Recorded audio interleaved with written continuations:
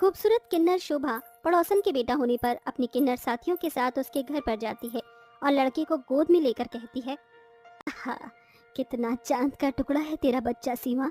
इसके लिए तुझे हमें नजर उतारने के पूरे 51,000 देने पड़ेंगे, वरना मैं नहीं जाऊंगी यहाँ से। क्यों साथियों? हाँ बिल्कुल शोभा बहन, बिल्कुल ठीक कह रही हैं। अब इतने प्यारे बच्चे को जन्म दिया है तो नजर तो उतारनी पड़ेगी, नजर न लगे छुटकू को। थु थु थु थु थु थु। ये बच्चा बड़े होकर बहुत पैसा कमाए, बहुत बड़ा आदमी बने, यही दुआ है हमारी। बच्चे की माँ शोभा के हाथों में पूरे पैसे रख देती है, जिसके बाद शोभा अपनी किन्नर साथियों के साथ ताली बजा बजा कर उनकी खुशी में रंग जमा देती है। और ऐसे ही वो किसी भी बच्चों के जन्म होने पर पहुंच जाया करती थी और उन्हें दुआएं और आशीर्वाद देती थी। वहीं शोभा इतना बंठन कर रहती है कि वो एक आम लड़की की तरह लगती थी। एक शाम को कुछ पैसे लेकर सिग्नल पर छोटे छोटे बच्चों को पेस्ट्री बांटती है। ये लो बच्चों, ये लो, किसको नहीं मिली पेस्ट्री? टेस्टी टेस्टी पेस्ट्री खा लो। चलो चलो। दीदी मुझे भी चाहिए, मुझे बहुत अच्छी लगी है, एक और दी तो। हाँ बेटा, ये लो। ये सब होता हुआ देख अद्विक को बहुत खुशी मिलती है। वो पहली नजर में शोभा को अपना दिल दे बैठता है। शोभा और आगे बढ़कर गरीब बूढ़े लोगों को खाना खिलाती है। वो उसका पीछा करता है। एक बूढ़ी अम्मा को फल देने के लिए शोभा रोड क्रॉस करती है। इतने में ट्रक उसकी ओर आता है। कुछ हादसा होता उससे पहले अद्विक शोभा का हाथ पकड़ के उसे बचा लेता है। आप भी कमाल करते हैं। अरे थोड़ा आसपास तो देख लीजिए कि सामने से गाड़ी आ रही है या नहीं। माफ कर दीजिए, जल्दीबाजी में देखा ही नहीं। उन बुढ़िया माँ को भूख लग रही थी ना। कोई बात नहीं, मैं ले आता हूँ। फिर अद्विक सामने के ठेले से सेब खरीद कर उन बुढ़िया माँ को दे देता है। वैसे शुक्रिया मेरी जान बचाने के लिए। मेरा नाम शोभा है, और आपका? अरे वो भगवान जी, आपने मेरी बात इतनी जल्दी सुन ली, इन्होंने अपना नाम बता दिया। हेलो, कहाँ खो गए आप? कुछ नहीं, मेरा नाम अद्विक है। Nice name. अच्छा अब मैं चलती हूँ, मुझे और भी काम है। फिर दोनों अपने अपने रास्ते पर चले जाते हैं, लेकिन अद्विक के दिल में शोभा बस गई थी। अद्विक रोज जॉब से आते वक्त शोभा को उसी सिग्नल की ओर देखा करता था। फिर दोबारा उसकी शोभा से मुलाकात होती है। धीरे धीरे दोनों की दोस्ती बढ़ जाती है और एक दिन अद्विक रेस्टोरेंट में उसका हाथ पकड़कर उसे कहता है, शोभा कैसे बताऊं मैं तुम्हें, मुझे तुमसे पहली नजर में प्यार हो गया था। अब तक मैं तुम्हें बता नहीं पाया, लेकिन आज बता रहा हूँ और इतना प्यार करता हूँ कि शादी करना चाहता हूँ। ये तुम क्या कह रहे हो अद्विक? तुमने मेरी मुलाकातों को ये सब क्यों समझ लिया? तुम अभी मेरे बारे में पूरी तरीके से जानते नहीं हो। मैं तुम्हारे लिए नहीं बनी हूँ। ऐसा नहीं हो सकता। तुम्हें पहली नजर में देखते ही मैंने कह दिया था कि तुम सिर्फ मेरे लिए ही बनी हो। आखिर किस चीज की कमी है तुम में? यही कि मैं एक लड़की नहीं हूँ। तुम मुझसे शादी नहीं कर सकती क्योंकि मैं किन्नर हूँ, और किन्नर का समाज में क्या वजूद है ये तुम अच्छे से जानते हो।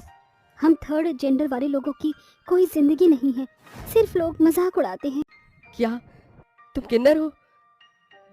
कोई बात नहीं शोभा, मुझे इस बात से कोई फर्क नहीं पड़ता, क्योंकि मैंने तुम्हें करीब से जान लिया है कि तुम दिल की कितनी अच्छी हो। मैं अपनी जिंदगी तुम्हारे साथ ही बिताना चाहता हूँ। ये गलत है अद्विक, ऐसा नहीं हो सकता। समाज एक्सेप्ट नहीं करेगा, ना तुम्हारे घर वाले। शोभा मैं तुम्हारे बिना मर जाऊंगा। मैं घर वालों को ये सच नहीं बताऊंगा, प्लीज हाँ कर दो। अद्विक ये कहते कहते रो पड़ता है। शोभा से उसकी ये हालत देखी नहीं जाती और वो शादी करने के लिए राजी हो जाती है, जिसके बाद दोनों एक मंदिर में शादी कर लेते हैं। सास उर्मिला अपनी सुंदर सुशील बहू को देखकर खुश तो बहुत हो जाती है और उसका गृह प्रवेश कर देती है। हाँ, वो थोड़ी नाराज होती है कि उसके बेटे ने बिन बताए शादी कर ली थी। शोभा अपनी किन्नर साथियों को ये बात गुप्त रखने को कहती है। वहीं दूसरी ओर शोभा ससुराल की सारी जिम्मेदारी बखूबी संभालती है। देखते ही देखते हंसी खुशी 2 साल गुजर जाते हैं।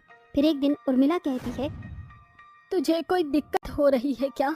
तूने अभी तक मुझे पोता पोती की खुशी क्यों नहीं दी? माँ जी को किस मुंह से कहूँ कि मैं ये खुशी उन्हें जिंदगी में कभी दे ही नहीं सकती हूँ। वो माँ जी, नहीं, हमने सोचा ही नहीं। अद्विक बहुत व्यस्त रहते हैं ना काम में। अब नहीं करोगे तो कब करोगे? देखो, मुझे जल्दी जल्दी दादी बना दो बस। जी माँ जी। शोभा ये बात अद्विक से कहती है। तुम परेशान मत हो, मुझे पता था मेरी जिंदगी में यह दिन जरूर आएगा, इसलिए मैंने पहले ही अपने दोस्त विकास और शनाया से बात कर ली। वो दोनों हमें अपना बच्चा देने के लिए राजी हैं। बस तुम्हें 9 महीने तक एक्टिंग करनी होगी। जी, पर इसमें बहुत रिस्क है। हाँ तो मैं तुम्हें सब बताऊंगा ना। फिर शोभा गर्भवती होने का नाटक करती है उर्मिला और किंजल अपनी किन्नर भाभी का ख्याल रखती हैं, उसे जूस पिलाती हैं, लड्डू बनाकर खिलाती हैं। इन सब बातों से शोभा को बहुत चोट पहुंच रही थी, क्योंकि ये सब एक झूठा नाटक था। फिर 9 महीने बीत जाते हैं और वो दोनों पति पत्नी अपनी माँ की गोद में किसी और का बच्चा रख देते हैं, जिसे उन्होंने अडॉप्ट कर लिया था। आय हाय, मेरा पोता आ गया, मैं बहुत खुश हूँ। लेकिन इसकी शक्ल तुम दोनों में से किसी पर भी नहीं जा रही है। वो माँ जी, बच्चों की शक्ल बड़े होने पर बहुत बदल जाती है। हाँ ये तो है। वाओ, मैं तो बुआ बन गई। भले भले, शावा शावा। 6 महीने गुजर जाते हैं। शोभा बिल्कुल उसे अपने बच्चों की तरह पालती है और बच्चे को भी शोभा की आदत हो जाती है। एक शाम दोनों अपने बेटे को खिला रहे थे कि शोभा रो जाती है।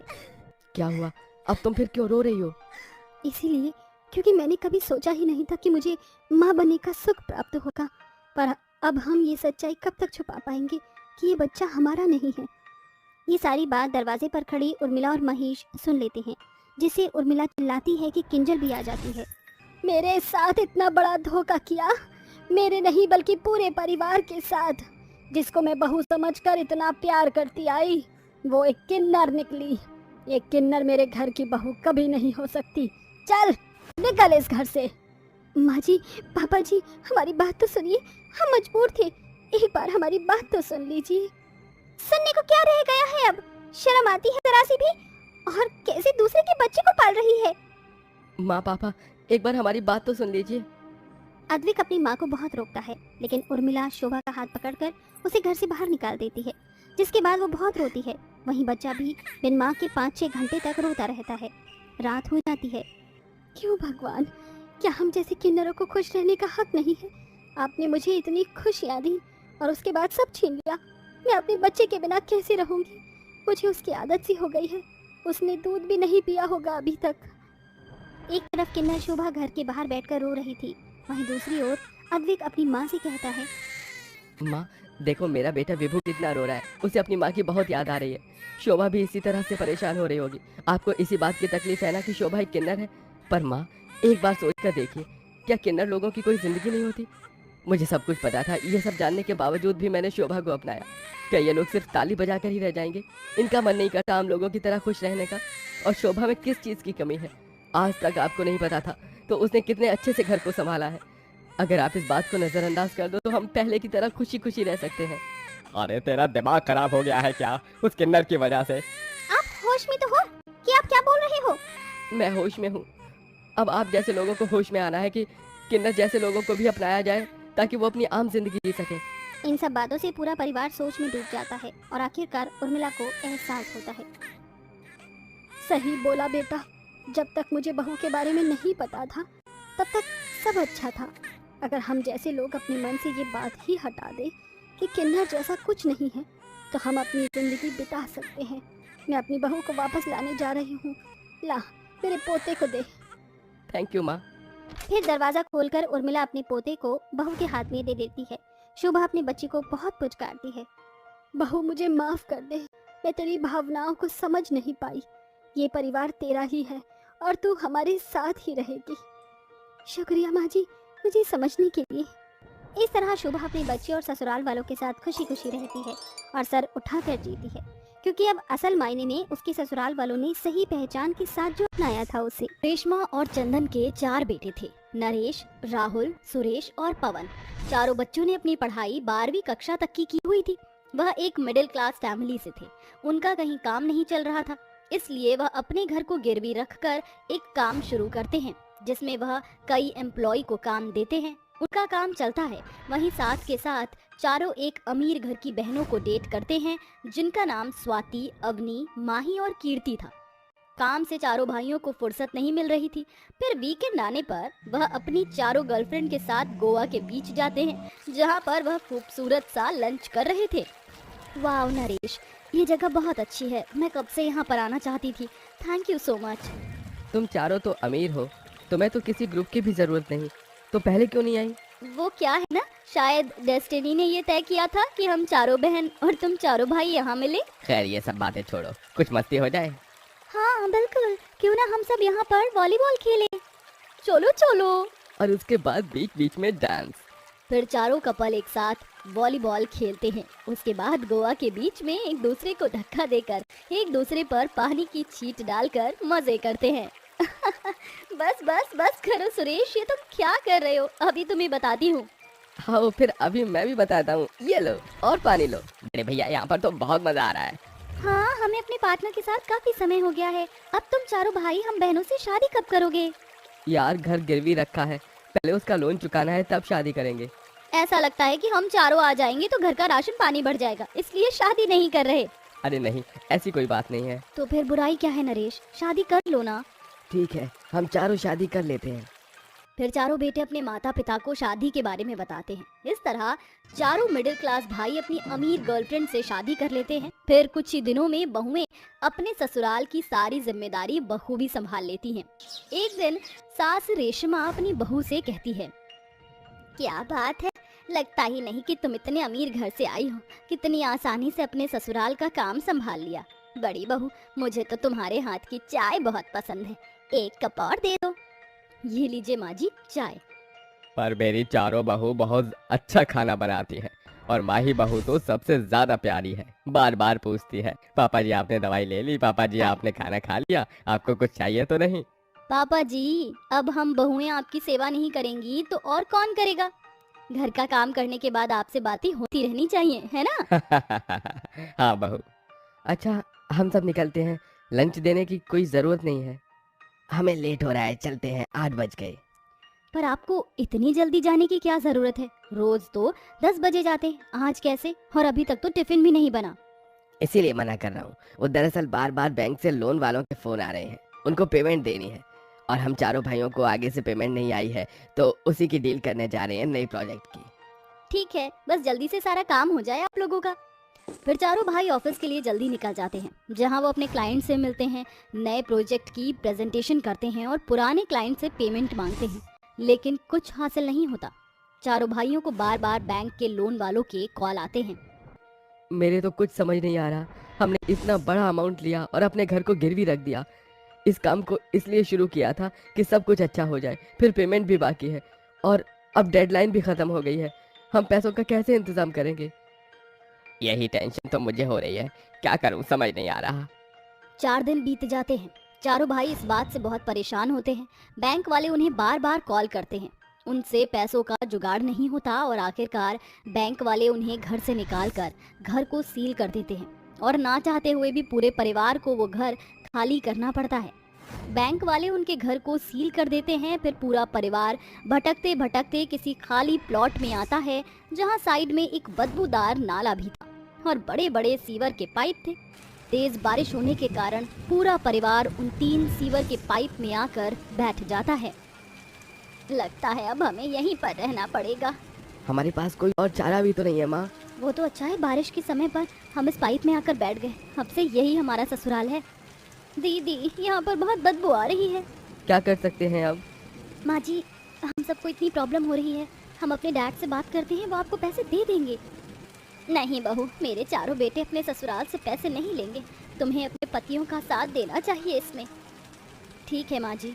फिर वह गरीब परिवार इसी पाइप में रहते हैं। जैसे तैसे कूड़ा बीन कर चारों बहू उसे कबाड़ी वाले को बेच देती हैं, जिससे उन्हें कुछ पैसे मिल जाते हैं और पूरे परिवार का पेट का गुजारा कम कम में हो जाता था। वहीं स्वाति और अवनी गर्भवती हो जाती हैं। अब तो हमारे घर में 2 नन्हे मुन्ने मेहमान आने वाले हैं, कितने समय बाद खुशी आई है। पिताजी, अब घर में हमें अपनी गर्भवती पत्नियों का भी ख्याल रखना पड़ेगा, जिम्मेदारी बढ़ रही है। हम कब तक ऐसे कूड़ा बीन बीन कर आधा आधा खाना खाएंगे? इसलिए हम चारों भाई ने ऑनलाइन फॉर्म भरा था। हम चारों को किसी विदेशी कंपनी में काम मिल जाएगा, ये तो कंफर्म हो गया है। तो हम चारों को कल ही जाना पड़ेगा। हाँ, हमें पैसे चाहिए तो हम चारों को जाना ही होगा। तुम चिंता मत करो, मैं अपनी चारों बहुओं का ख्याल रखूंगी। ठीक है माँ। फिर चारों भाई अगले दिन किसी मालिक के साथ विदेश जाकर होटल वगैरह में काम करने लगते हैं। वहीं चारों बहू घर को संभालने के लिए 2 कूड़ा बीना करती थीं और 2 बहू दूसरों के घर जाकर नौकरानी का काम करती थीं, जिन पैसों से उनका घर चल रहा था। मालकिन, हमने सारा काम कर दिया है और खाना भी बना दिया है। सुबह की रोटी बची हुई है, अगर आपकी इजाज़त हो तो हम ले जाएं। हाँ ले जाओ, वरना मैं तो कुत्ते को ही डाल देती हूँ। इस तरह दोनों बहू कभी कभी सेठानी के यहाँ से बचा हुआ खाना लाकर सास ससुर को खिलाते थे। 6 महीने बीत जाते हैं। गरीब चारों बहू पाइप के ससुराल में रह रही थी। एक दिन शाम को रेशमा कहती है, बहू मैंने तेरे लिए खीर बनाई है, ये ले खा ले। शुक्रिया माँ जी। अरे अवनी क्या हुआ, तुम्हें दर्द हो रहा है क्या? तुमने पेट को ऐसे क्यों पकड़ा हुआ है? नहीं, वो बस ऐसे ही चलने उठने में दर्द हो रहा था। अब तुम दोनों कोई काम नहीं करोगी, दोनों छोटी बहू काम कर रही हैं, वही काफी है। पर माँ जी मैं कुछ नहीं सुनूंगी, वैसे भी चारों बेटे पैसे भेजते हैं, पता नहीं 4 महीने से पैसे आ नहीं रहे हैं। माँ ही बहू तू चेक करना। चेक किया था माँ जी, कोई टेक्निकल प्रॉब्लम आ रही है, इतनी दूर से पैसे अभी तक अकाउंट में ट्रांसफर नहीं हो पाए हैं। रात हो जाती है, खाना बहुत कम था। दीदी खाना तो बहुत कम बना है, हम दोनों भूखे रहते हैं, माँ जी पापा जी और दोनों दीदी को खिला देते हैं। अरे हम अकेले नहीं खाएंगे, बराबर खाना करेंगे। मैं अपनी दोनों बहू को ऐसे भूखा नहीं छोड़ सकता। तुम दोनों कितनी मेहनत करती हो रोज। जी पापा जी। फिर वह बराबर करके खाना खा लेते हैं। घर के हालात बस 2 वक्त की जैसे तैसे रोटी मिलने पर चल रहे थे। 1 महीने बाद उनके अकाउंट में पिछले महीने के सारे पैसे आ जाते हैं, जिससे उन्हें थोड़ा सहारा हो जाता है। वहीं दोनों बहू की डिलीवरी का समय होता है और वह अपने बेटा और बेटी को जन्म देती हैं। रेशमा अपने पोते पोतियों को गोद में लेती है कि चारों बेटे हॉस्पिटल पहुंच जाते हैं। माँ पिताजी माही देखो हम आ गए, तुम्हें चाचू बन गया क्या? अरे मेरा बच्चा कैसा है, माफ करना आने में थोड़ा। अच्छा हुआ नरेश जी आप आ गए, मुझे तो लगा था कि आप आओगे ही नहीं, बड़ी मुश्किल से ये समय काटा। कोई बात नहीं, अब आप सबको परेशान होने की कोई जरूरत नहीं, वो पैसे आ तो गए ना। हाँ बेटा, वो पैसे हमें मिल चुके हैं, तभी तो इस अस्पताल में आए हैं दोनों बहू को लेकर। मम्मी पापा आप सबको चिंता करने की कोई ज़रूरत नहीं है। हमारे जो पैसे हैं उसके अलावा मेरे अकाउंट में भी पैसे हैं एडवांस, जिससे हम अपना गिरवी वाला घर वापस ले लेंगे और पहले जैसे रहेंगे, क्योंकि हमारा काम विदेश में सेट हो गया है। अरे वाह, ये तो बहुत अच्छी बात है। दुख भरे दिन बीते रे भैया, अब सुख आयो रे। इस तरह नरेश और राहुल अपने बच्चों को गोद में उठाते हैं, अपनी गिरवी घर को वापस ले लेते हैं और सब पहले की लाइफ की तरह खुशी खुशी रहने लगते हैं।